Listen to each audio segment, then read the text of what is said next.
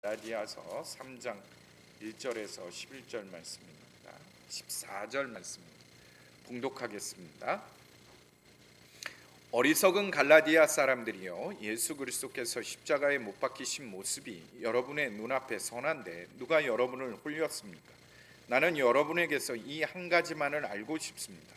여러분은 율법을 행하는 행위로 성령을 받았습니까? 그렇지 않으면 믿음의 소식을 들어서 성령을 받았습니까?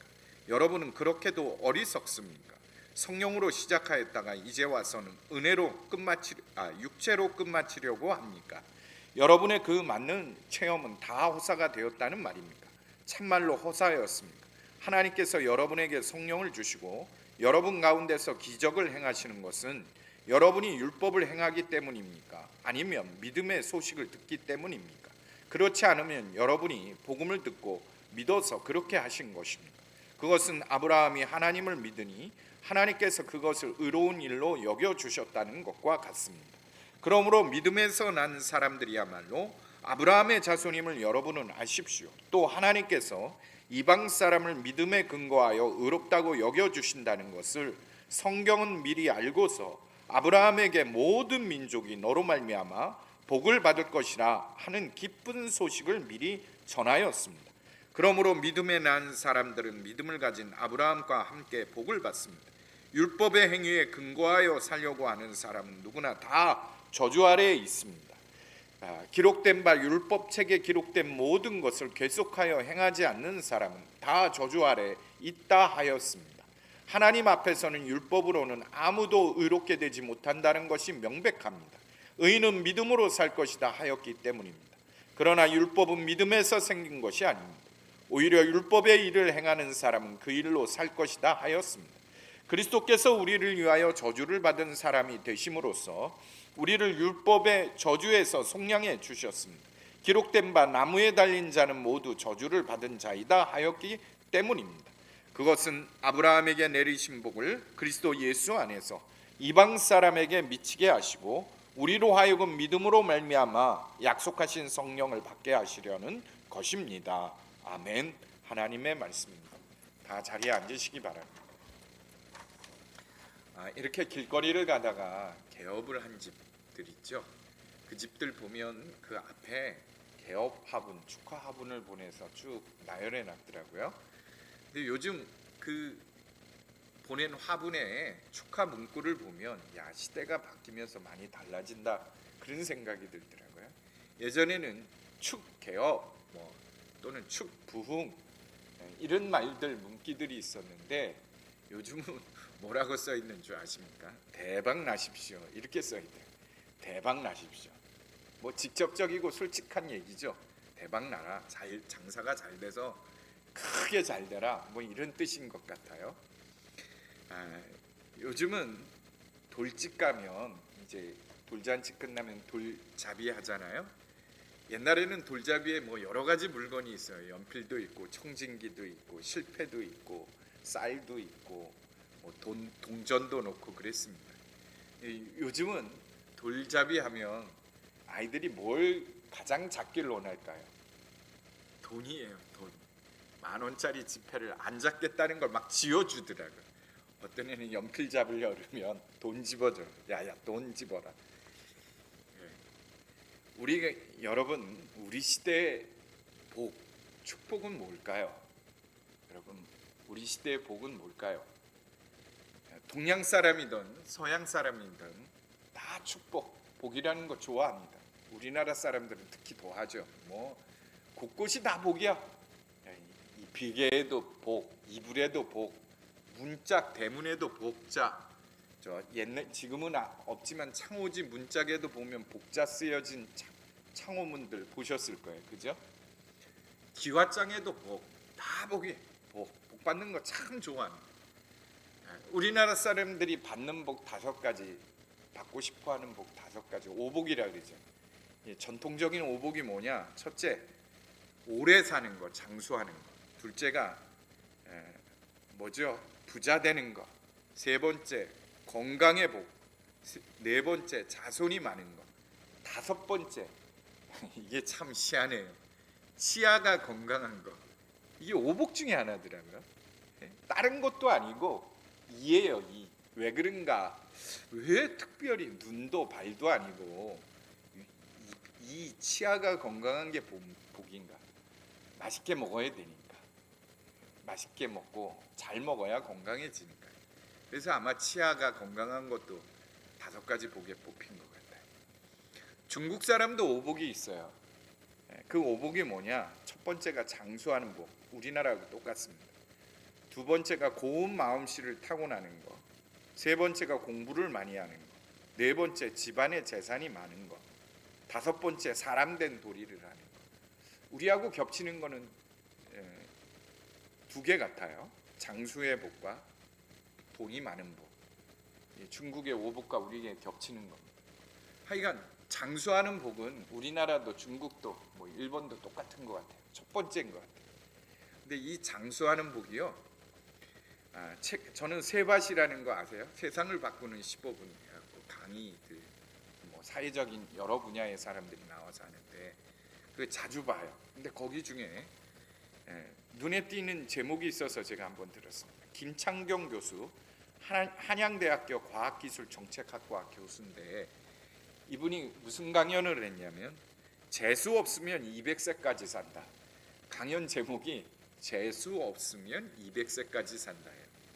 앞으로 200세까지 산대요. 어떻게 그렇게 사나? 조각조각 이제 모자이크라 그러죠. 좋은 유전자만 갖다가 붙여갖고 사람을 만들 수가 있대요. 우리 지금의 사람도 앞으로 발전하면 유전자를 바꿔갖고 분야별로, 그래서 다이어트 안 해도 육질의 근육 유전자를 해갖고 이 근육을 갖게 만든다는 거예요. 이게 실제로 동물에도 지금 하고 있잖아요. 근육질의 고기를 만들어내는 유전자. 분야로 그렇게 꽤 맞추기를 한다는 거예요. 그러면 재수 없으면 200세까지 산다. 그 말이 무슨 뜻입니까? 지긋지긋하게 산다. 지긋지긋하게. 장수는 이제 복이 아닌 것 같아요. 앞으로 다 누구나 그러니까. 그러면 뭐가 복인가? 정말 돈인가요? 돈만 있으면 나머지 복 다 해결되죠. 건강의 복도, 치아의 복도, 그죠? 정말 돈이 복일까? 그러면 성경에서 말하는 복은 뭘까? 성경에서 말하는 가장 큰 복이 뭘까요? 성경에도 장수하는 게 복이라 그랬어요. 자식 많은 거 복이라 그랬습니다. 근데 성경에서 말하는 복, 가장 큰 복은 뭐냐? 의롭게 되는 거예요. 성경에서 말하는 큰 복은 우리가 하나님 앞에서 의롭다함을 얻는 것, 하나님 보시기에 의롭다고 인정을 받는 것, 그게 가장 큰 복이라는 거예요. 오늘 6절 말씀에 보면 아브라함이 하나님을 믿었더니 하나님께서 그것을 그에게 의로움으로 주셨다. 8절에 보면 모든 이방 민족이 너로 말미암아 복을 받을 것이다. 9절에 그러므로 믿음으로 사는 사람은 믿음을 가진 아브라함과 함께 복을 받습니다. 이렇게 표현됐어요. 다시 말해서 아브라함이 어떤 복을 받았냐? 하나님으로부터 의롭다함을 얻은 복을 받았는데 그 복이 아브라함을 통해서 이방 민족에게도 다 전파된다는 거예요. 그래서 9절 말씀에 보면 아브라함이 믿음으로 얻은 이 복을 아브라함과 같이 똑같이 예수 믿는 우리가 다 그 복을 받는다는 거예요. 아마 여기 계신 분들 중에 의롭게 되는 복 뭐 받지. 그러나 이 땅을 사는 동안 그 복이 무슨 소용이 있나? 그런 생각하시는 분들 있지 않나요? 요즘같이 교회가 손가락질 받고 교회 성도들이 그렇게 좋은 대우 안 받아요. 그죠?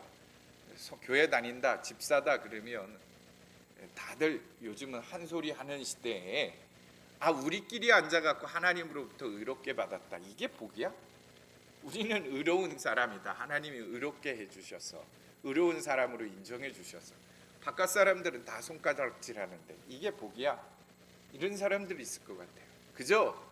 하나님으로부터 의롭다 칭송받고 하나님으로부터 의롭다 하나님의 거룩한 자녀가 되었다는 이 복은 죽어서 천국 갈 때만 쓸 유용한 복이지 이 땅을 사는 동안은 그렇게 유용한 복은 아니라고 생각하지 않나요?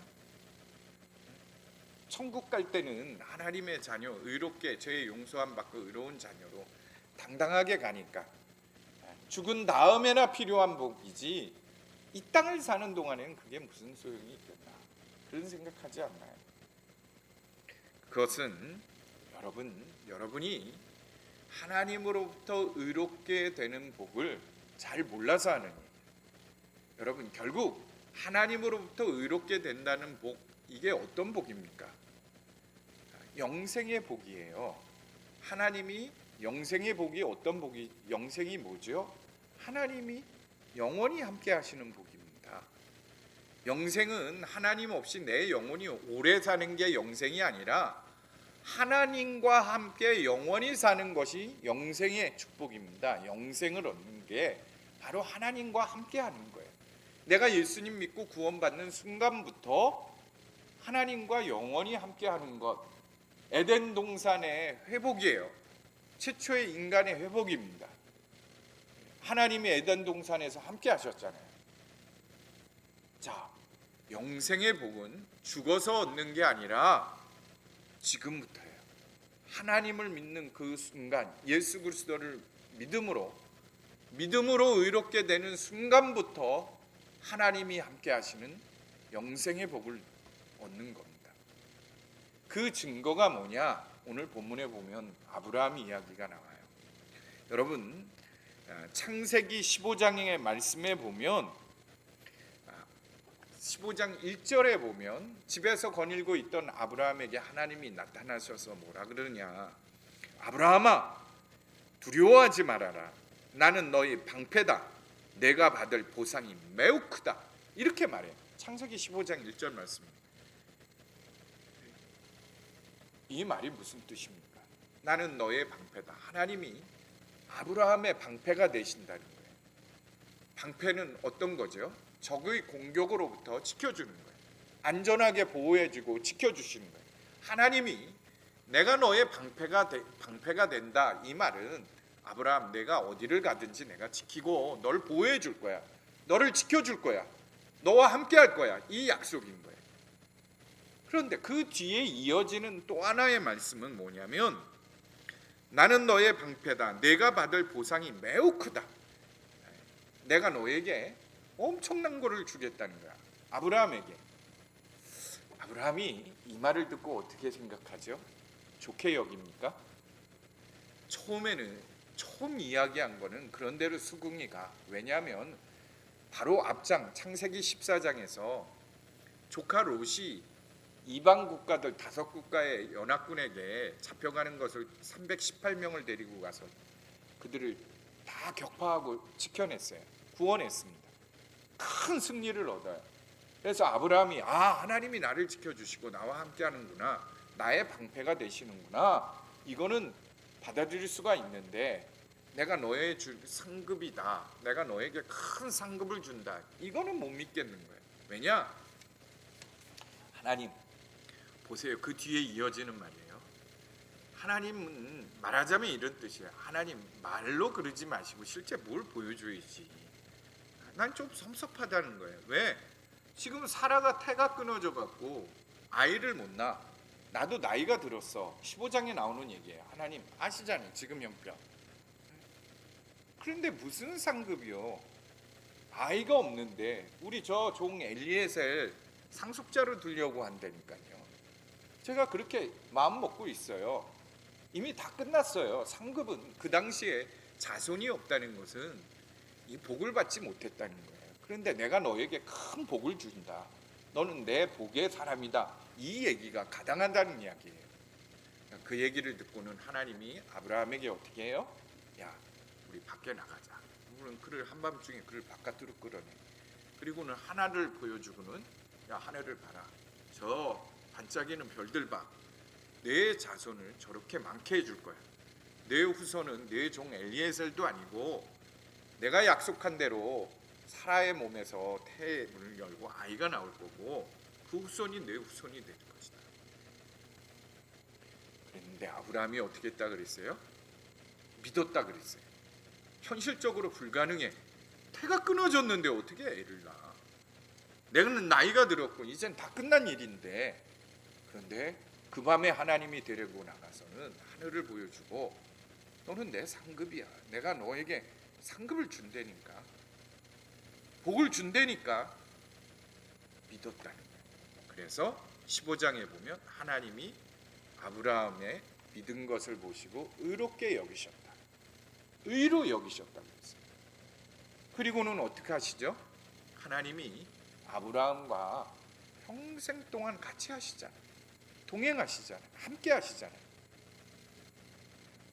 여러분, 하나님으로부터 의롭게 여김을 받는다. 하나님의 자녀가 됐다는 것은 우리가 그저 죽어서 천국이냐 지옥이냐 그 갈림길에서만 필요한 복이 아니라니까요. 그 영생의 축복은 이 땅을 사는 동안에도 우리에게 꼭 유용한 복이에요. 꼭 우리가 누려야 할 가장 큰 복입니다. 하나님이 나를 믿음으로 의롭게 하셨다는 것을 분명한 확신 안에 거하는 것. 여러분, 만약 여러분들에게 지금 물어본다면 어떨까요? 성도님 의롭게 됐어? 의로워? 여러분 어떨까요? 여러분, 의롭게 돼서 영생의 복을 누렸던 사람이 누구입니까? 에덴 동산에 아담과 하와예요. 하나님은 우리 인간을 창조할 때 창조 때부터 우리를 의롭게 하셔서 항상 함께 하시는 이 영생의 복을 아예 우리는 갖고 태어난 사람들이라는 거예요. 근데 사단의 꾀임에 넘어가고 죄를 지어갖고 그거로부터 멀어져요. 그 결과가 어떻죠? 우리 안에 타락한 본성이 얼마나 잔인합니까? 얼마나 큰 죄를 갖고 살아요. 2주 전에 20살 여자 여학생이 7급 공무원 시험에 합격을 했어. 그래서 뭐 TV도 나오고 그랬다 그러더라고요. 보니까 유퀴즈 그런 프로에도 나오고 그랬는데 뭐 얼굴 보니까 경희대 연극영화과 학생이었는데 공부를 해갖고 20살에 7급 공무원이 되고 그래서 뭐 방송도 타고 대단했던 것 같아요. 외모도 예쁘고 뭐 요즘 공무원 구급도 힘든데 그렇게 됐으니 서울시청에 부서가 발령이 나서 근무를 갔는데 그 근무지 사람들이 따돌린 거예요. 그래서 결국 집에서 자살을 했어. 그게 문제가 됐어요. 그 기사를 보면서 야, 도대체 그래도 한국의 공무원이라는 사람들이 공의를 위해 산다는 사람들이 이게 뭔가? 직장 내에 얼마나 따돌림이 심각했으면 우울증을 앓고 정신치료를 받다 집에서 자살을 했을까? 이 사람들의 본성은 뭔가? 타락한 본성 그대로 나타나요. 남들도 그렇게 하니까 나도 저 사람 상대 안 해. 시기심, 질투심. 물론 그 사람이 좀 눈에 가시일 수도 있겠죠.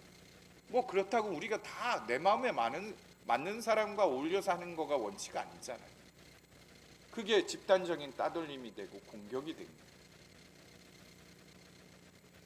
이게 타락한 본성에서 나옵니다.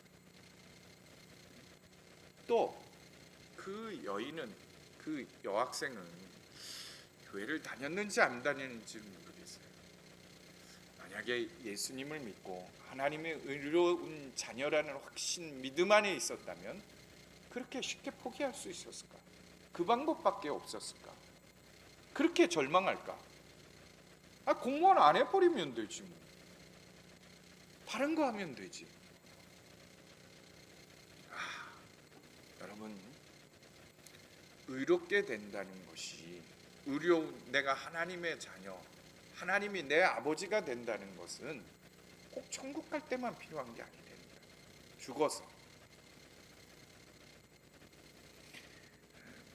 우리가 지금 물어야 할 것이 있어요. 여러분 성도들에게 당신은 하나님의 의로운 자녀입니까? 물면 여러분 뭐라고 대답할래요? 가끔 제자 훈련하다가 개별적으로 성도님한테 물을 때 있어요. 정말 성도님은 예수님 믿고 하나님의 의로운 자녀가 되었다는 것, 의롭게 되었다는 것을 확신합니까? 머리를 극적극적 하시는 분들 계세요. 극적극적 하시는 분들이 있어요. 왜냐하면 의롭게 되는 것에 대한 확신이 없기 때문에. 내가 어떻게 의로워? 내가 지난주에 내가 한 일을 내가 아는데 내가 어떻게 하고 사는지. 아마 오늘 오다가도 부부가 싸우고 이 자리에 와 앉았거나 집에서 이미 한판하고 오신 분들도 있을 거예요. 분노하고 화내고 짜증내고 내 생각이 마음이 이미 죄를 지은 분들 계실 거예요. 그걸 보면 내가 어떻게 하나님 의로운 자녀가 되었어? 흔들리는 분 계시지 않나요? 그러나 여러분 로마서 3장 22절에서 26절에 보면 우리가 의롭게 되는 것은 우리의 행위가 아니라 그랬어요. 하나님의 의는 그리스도를 믿는 믿음을 통하여 믿는 사람에게서 옵니다. 25절에 누구든지 그 피를 믿으면 속죄함을 받고 하나님께서 우리의 지은 죄를 너그럽게 보아주심으로 자기의 의를 나타내기 위함이다. 예수를 믿는 사람은 누구나 의롭게 하여 주신다는 것을 나타내기 위함이라. 예수를 믿으면 우리는 다 하나님으로부터 의로운 자녀라는 칭호를 얻는 거예요. 우리의 죄, 우리의 어떠함의 행위에 근거하지 않습니다. 여러분, 우리가 그토록 들었어요. 지금 얘기 또 듣는 겁니다, 사실. 그런데 이렇게 설교 시간에 듣고 성경 공부를 통해서 듣고 교육을 통해서 듣는데도 왜 확신 안에 거하지 못하나? 왜 하나님의 의로운 자녀로 가정에서건 또 직장에서건 우리가 믿음을 가졌음에도 분명히 살지를 못하죠? 그 믿음으로 살아내지 못하죠? 그 이유는 다른 데 있지 않아요. 사단이 우리를 계속 흔들기 때문에 그런 거예요. 네가 무슨 하나님의 의로운 자녀야? 네가 무슨 의롭다 칭함을 받기에 합당해? 사단이 계속 우리를 무너뜨리고 흔든다니까요. 보세요. 에덴 동산에 최초의 인간 아담과 하와가 하나님과 거닐고 하나님과 함께하는 영원한 영생의 복을 누리고 에덴 동산에 있었어요. 근데 어느 날 사단이 와서는 뭐라고 꼬세요? 야, 하나님이 이 모든 동산 안에 있는 과실을 먹지 말라 그러디? 그렇게 물어요. 그러니까 하와가 뭐라고 대답해요? 첫 번째 대답할 때, 아니, 이 모든 동산 안에 과실을 먹어도 되지만 선악을 알게 하는 저 열매만은 먹지 말라 그랬어. 그러니까 사단이 또 다시 물어요. 뭐라고 묻냐? 재차. 야, 너 정말 하나님이 이 모든 동산 안에 있는 과실을 먹지 말라 그랬어? 그러니까 하와가 그 다음에는 생각을 하는 거예요. 그 다음에 뭐라고 대답하냐? 아니라니까. 이 모든 동산 안에 과일을 먹되 저 선악을 알게 하는 저 열매는 먹지도 하나를 덧붙여요. 만지지도 말라 그랬어. 하나님은 만지지도 말라는 얘기 안 했어요. 먹지 말라 그랬지. 이 말에 틈이 생긴 거예요. 아, 하와가 흔들리고 있다. 하와가 생각하기에 하나님이 너무 독단적이지 않아? 왜 이 모든 열매를 다 허락하시면서 저것만 허락지 않는 거야? 이상하네. 의구심을 조금씩 갖기 시작한 거야. 그래서 하나가 덧붙여진 거야. 만지지도 말라 그랬어. 사단이 그때 틈이 생긴 걸 알고는 곧바로 공격해요. 뭐라고요? 야, 먹어도 죽지 않아. 먹어도 죽지 않아. 하나님과 같이 선악을 분별하게 하기 때문에 먹지 말라. 그래서 하와가 무너져요. 우리에게도 똑같습니다. 예수님 믿고 하나님의 의로운 자녀가 되었어. 근데 나가면 여러 가지 공격들이 옵니다. 네가 진짜 하나님의 의로운 자녀야? 너 예수만 믿는다고 어떻게 의로운 자녀가 될 수 있어? 똑바로 살아야지. 그래야 완전한 구원이지. 나 예수 믿지 말라는 거 아니야. 율법도 행해서 행위도 거룩해져야지 구원받지. 너가 어떻게 예수만 믿는다고 다 구원받은 거야? 그래서 갈라디아 교회에 거짓 교사들이 들어와서는 갈라디아 교인들을 그렇게 꼬셨다니까요. 예수 믿지 말란 말 안 했어요. 예수만 믿으면 구원을 받는다가 그들은 예수 믿는데 예수를 믿는 거 구원받지. 그러나 그것만으로는 족하지 않아. 부족해. 율법도 지켜야지. 너 상식적으로 생각해봐. 너 상식적으로 생각해. 믿음으로만 구원받아? 행위도 바라야 구원받는 거지. 아, 믿음으로 구원받는다고 사는 건 개판으로 사는데 그게 어떻게 구원받아? 말은 그럴듯해요. 근데 믿음이 분명해지면 죄도 이기는 거거든요. 근데 갈라디아 교인들이 거기에 넘어가기 시작하는 거예요. 그래서 율법도 지켜야 된다. 우리가 이단에 빠지는 것도 딱 이렇습니다. 자꾸 이단의 사람들이 와서 의구심을 일으켜요. 이것도 의심하게 하고 저것도 의심하게 하고 믿을 게 하나도 없어. 교회 담임 목사, 교회 한국교회 믿을 거 하나도 없어. 성경 말씀도 이렇게 의심이 많게 만들어. 너 이 말씀 이거 좀 이상하다고 생각지 않아? 이렇게 하다가 틈이 생기면 그냥 물리는 거예요. 그리고는 예수님만으로는 복음만으로는 구원받지 못하기 때문에 요한계시록의 복음도 믿어야 된다. 이렇게 되는 거예요. 여러분, 고린도후서 4장 3절에서 4절에 보면 세상의 신이 그 믿지 않는 자들의 마음을 어둡게 하여서 하나님의 형상이신 그리스도의 영광을 복음의 빛을 보지 못하게 한다. 세상의 신. 세상의 신이 누굴 말해요? 마귀 사탄을 말하는 거예요. 그들이 우리의 눈을 어둡게 해서 믿지 못하게 한다. 흔들리게 한다는 거예요.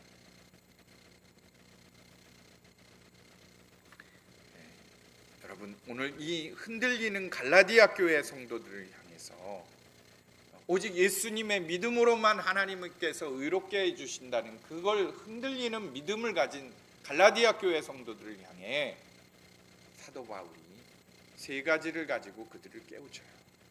첫째가 뭐냐? 믿음으로 의롭게 되는 것은 이미 여러분들이 믿음으로 의롭게 되었다는 증거가 있는데 그게 뭐냐? 십자가가 너희들 앞에 너무나 선명하게 계시되어 있지 않냐?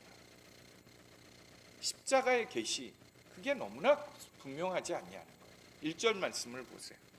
어리석은 갈라디아 사람들이여, 예수 그리스도께서 십자가에 못 박히신 모습이 여러분의 눈앞에 선한데 누가 여러분을 홀렸습니까?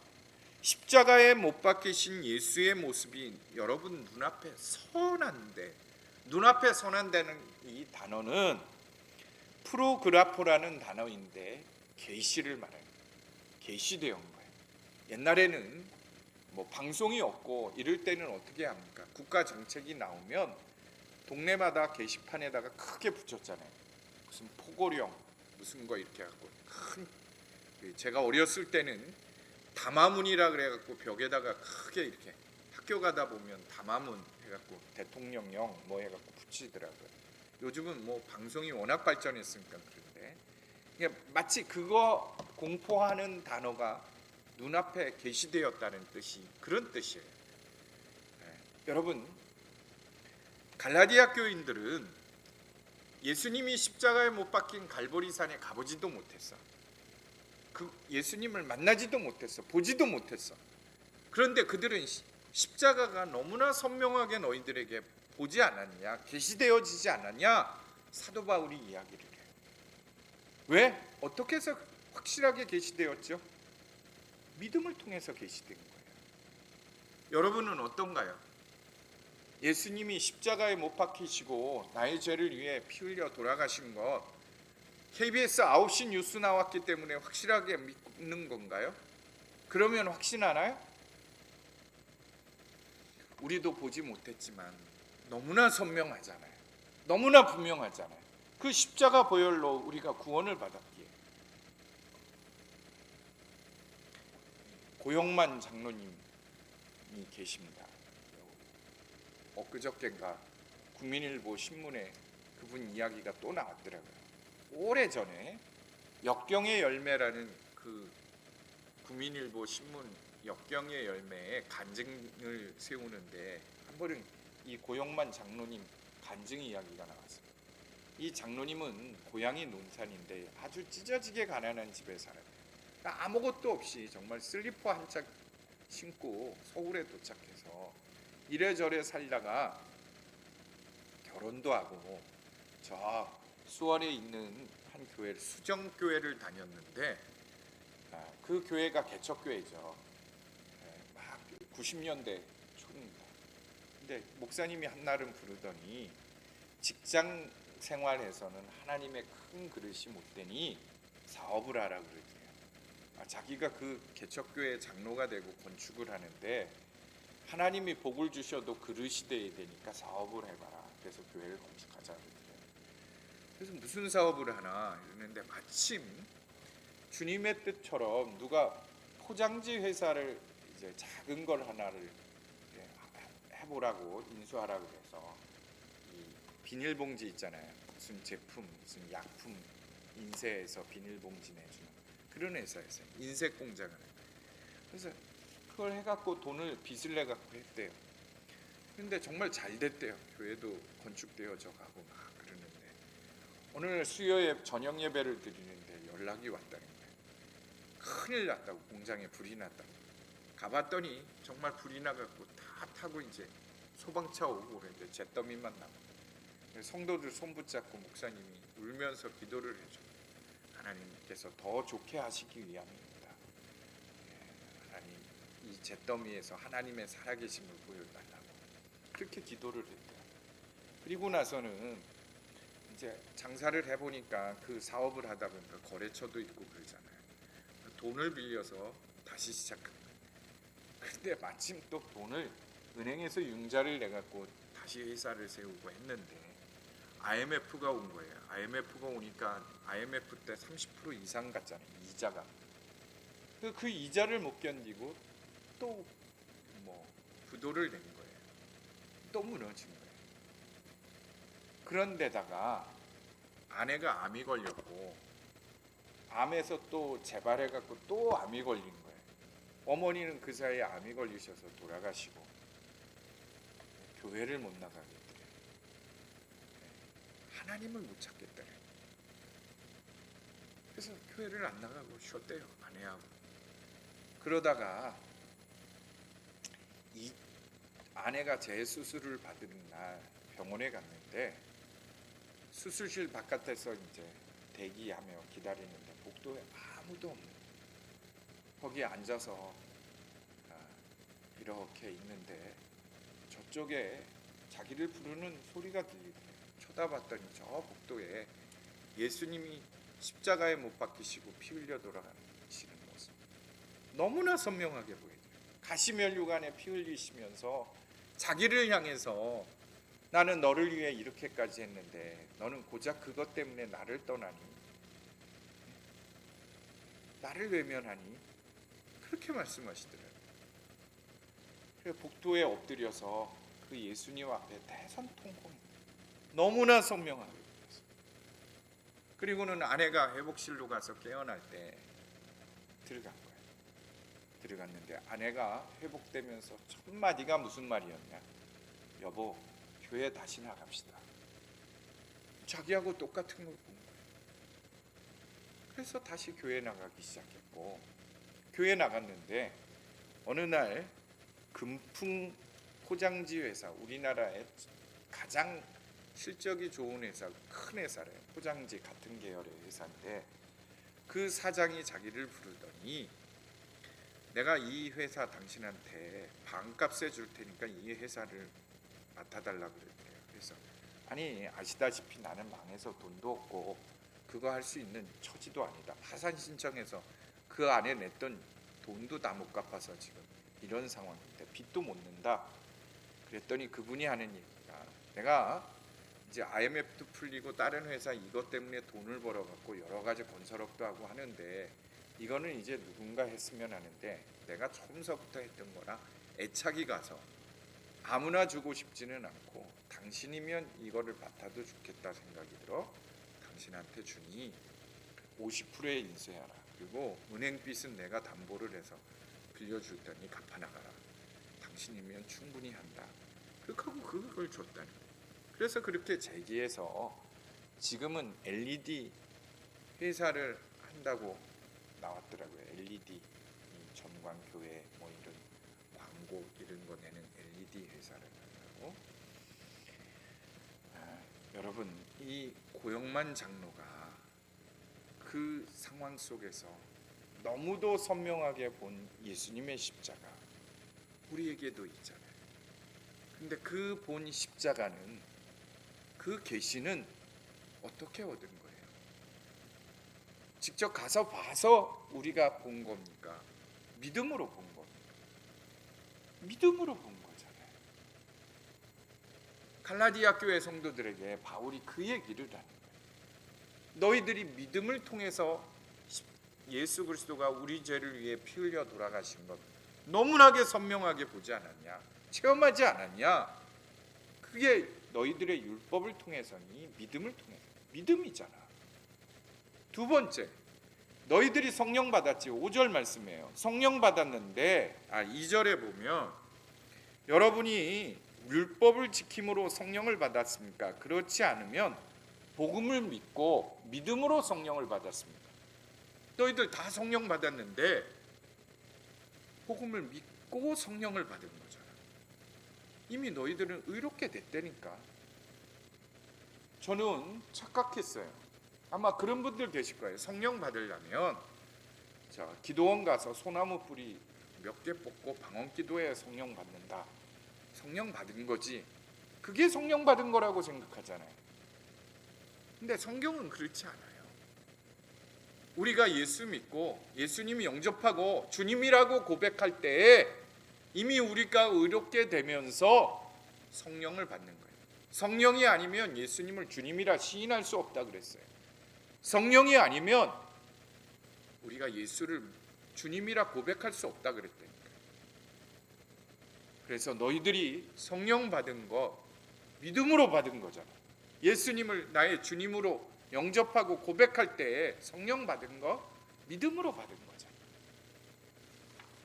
세 번째 5절 말씀에 보면 너희들이 죄의 유혹을 이긴 능력, 죄를 이기는 능력이 어디서 온 거야? 믿음으로 얻은 거잖아. 예수 믿고 난 후에 죄가 너희들을 유혹했지만 너희들이 다 이겼잖아. 지난 한 주간도 여러분들이 죄 익은 거 많잖아요.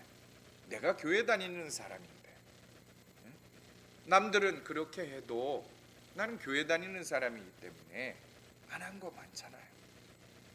그게 다 뭐예요? 죄를 이긴 거예요.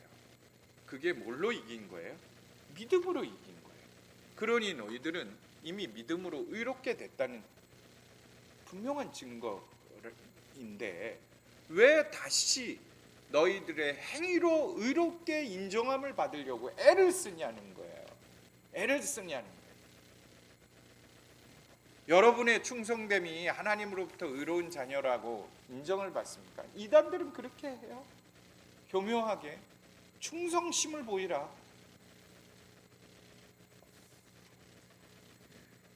여러분, 오늘 사도 바울이 갈라디아 교회 성도들에게 다시 한번 뒤집어 너희들이 어떻게 의롭게 되었는지 하나님의 자녀가 되었는지 분명하게 말해주고 있어요.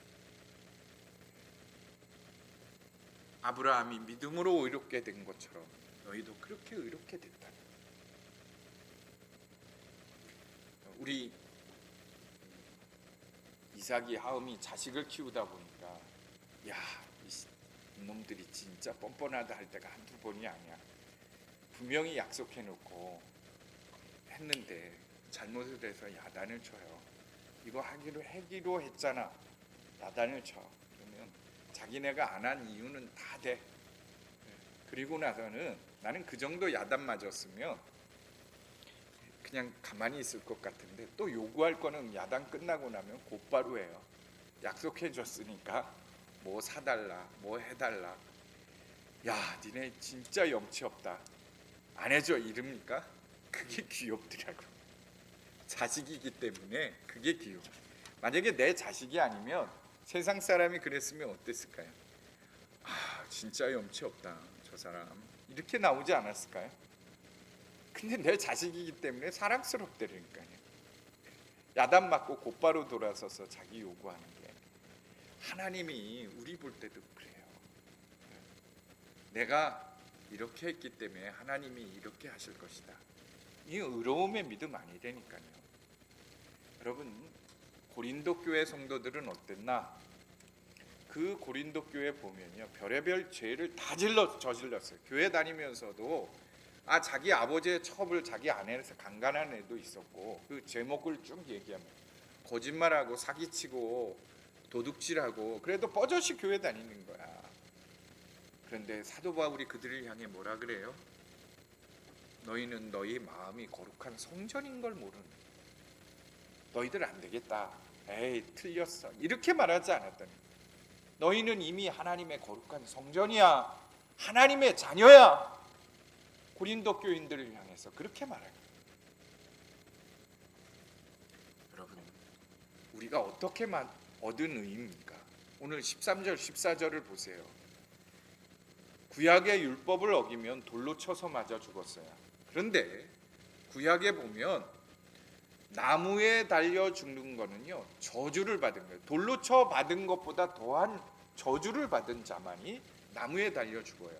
나무에 달려 죽으면요 짐승들이 와서, 날짐승들이 눈도 파먹고 몸도 파먹고 다 그 시신을 파먹어요.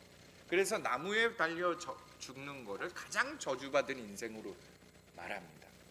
그런데 예수님이 오늘 13절 14절에 보면 우리를 대신해서 가장 저주받은 인생이 된 거예요. 십자가의 나무에 돌려 돌아가신 거예요. 왜죠? 우리를 의롭게 하기 위해서. 여러분의 의롭게 하는 이 하나님이 의롭다 칭하는 것은 거저된 게 아니라니까요.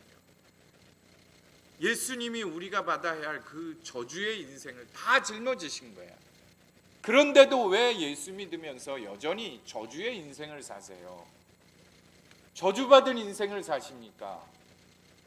하나님의 의로운 자녀가 되게 해주셨는데, 의롭게 하셨는데 여전히 죄에 매여서 나오지 못하고 그저 눈앞의 현실이 보면 절망하고 좌절하고 세상 사람들과 똑같이 사냐고요. 오늘 사도 바울이 갈라디아 교회 성도들한테 이 이야기를 하는 거예요. 너희들은 이미 믿음으로 의롭게 되었으니 더 이상 행위로 너 자신들을 확인하려 하지 말라는 거야.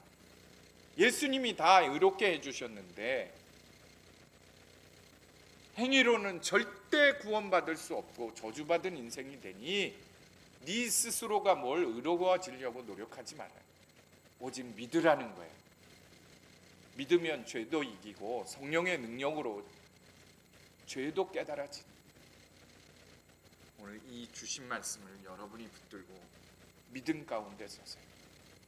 분명한 확신 가운데 서서 앞으로 다가올 어려움들을 이겨내고 그 세상의 어떤 복보다도 큰 복을 받으시길 바랍니다. 대박나는 돈벼락 막는 복보다 더 큰 복이에요. 더 큰 복입니다. 자, 오늘 주신 말씀 붙들고 찬양하고 기도합시다. 세상 흔들리고 찬양합시다.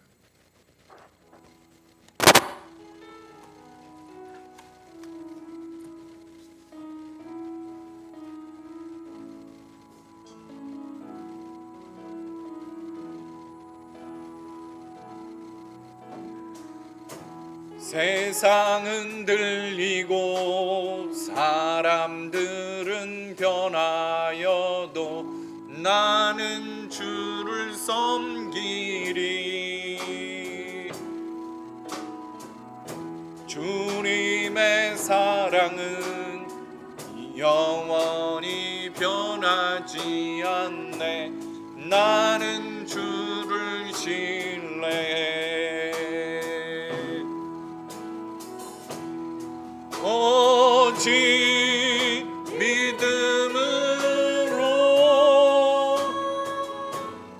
믿음으로 내가 살리라.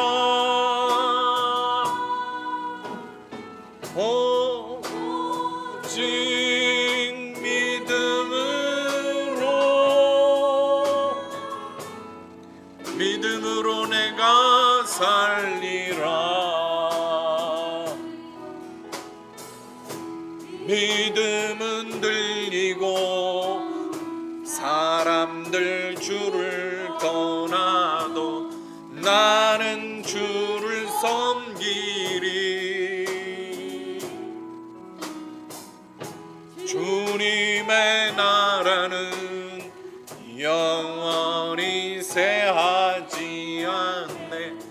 나는 주를 신뢰해. 오직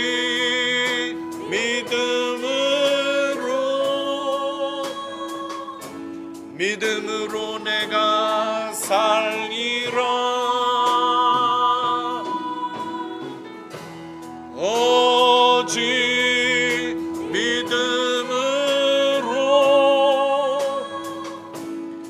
믿음으로 내가 살리라. 자, 내가 믿음 가운데 확신 안에 거하면 우리 가정도 그 믿음의 축복 가운데 들어갑니다.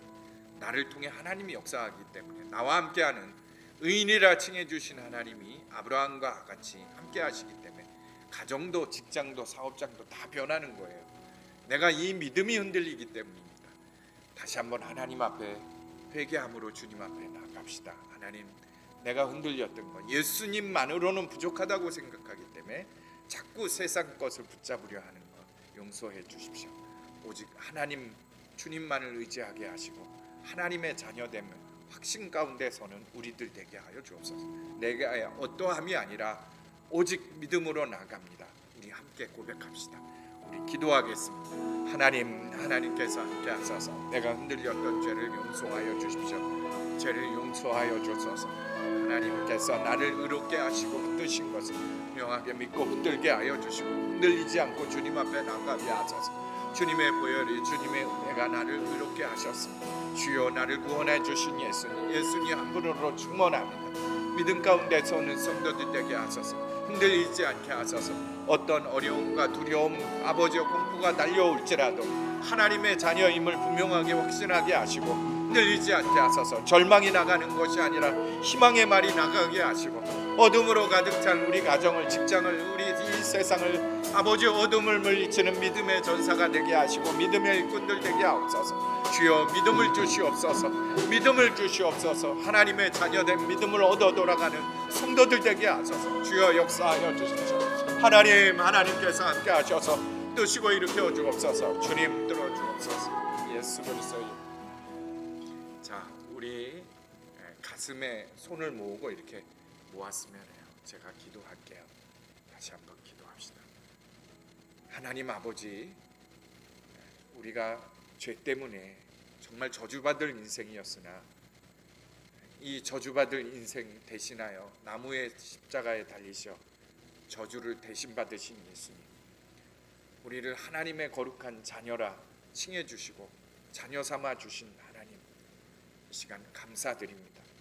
때때로 우리가 하나님이 나의 아버지가 되시고 우리가 하나님의 자녀됨을 잊어버려서 세상 사람들과 똑같이 근심하고 염려하고 그저 두려워하고 근심하고 분노하고 희망보다는 절망을 이야기하고 부정적으로 말했던 죄를 용서하여 주십시오.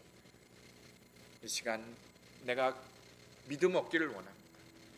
흔들리지 않는 큰 믿음 위에 서서 나를 통해 아브라함의 축복이 우리 가정에게, 후손들에게 흘러가게 하시고 직장에서도 나를 통해 하나님이 함께 하심이 드러나게 하여 주셔서 이 어두운 때에 세상을 밝히 비추는 자, 빛과 소금의 역할을 하는 하나님의 자녀여 그리스도인이 되게 하여 주십시오. 주님께서 이미 우리를 거룩히 구별하여 주셔서 담대히 세상 가운데 나아가게 하여 주옵소서. 오늘 예배하며 주님 앞에 예물 드립니다. 우리의 인생, 우리의 모든 것이 다 하나님으로부터 왔고 하나님의 것이나 거룩히 구별하여 10분의 1을 드려 우리가 믿음으로 고백합니다. 우리의 모든 것이 다 주님 것입니다. 주님, 우리의 가정도, 우리의 직장도, 우리의 사업장도, 이 교회도 다 주님의 것입니다. 또 무엇보다도 감사헌금을 드림으로 모든 것이 감사로 올려드립니다. 안 좋았던 일, 낙심했던 것도 다 감사로 올려드립니다. 하나님께서 다 협력하여 선을 이루실 것을 믿습니다. 교회를 사랑하고 또 하나님 나라를 선교하기 위해 헌금을 드립니다. 그 가정 자녀들의 지경이 넓어지고 세상 가운데 큰 일 감당하는 일꾼들 되게 하여 주십시오. 특별히 우리의 자녀들이 미래가 장래가 하나님 안에서 열리길 원합니다. 하나님 만남의 축복도 주시고 지혜도 주셔서 세상 가운데 하나님의 큰 일꾼들 되게 하여 주옵소서. 무엇보다도 오늘 육신이 아파서 온 성도들 치유의 하나님 만져주십시오. 육신의 고통이 떠나가게 하시고 예수님의 피 묻은 손으로 안수하사 아픈 부위가 다 깨끗이 낫게 하여 주시고 모든 병마가 떠나가게 하여 주옵소서. 이제는 우리를 죄에서 구원하신 예수 그리스도의 십자가의 은혜와 하나님의 외아들을 주시기까지 사랑하신 그 크신 사랑, 보혜사 성령님 내주하시고 교통하시며 충만케 하시며 오늘 믿음으로 의를 얻는 축복을 누리기를 원하는 모든 성도들 가운데 영원히 함께 하시기를 간절히 축원하옵나이다.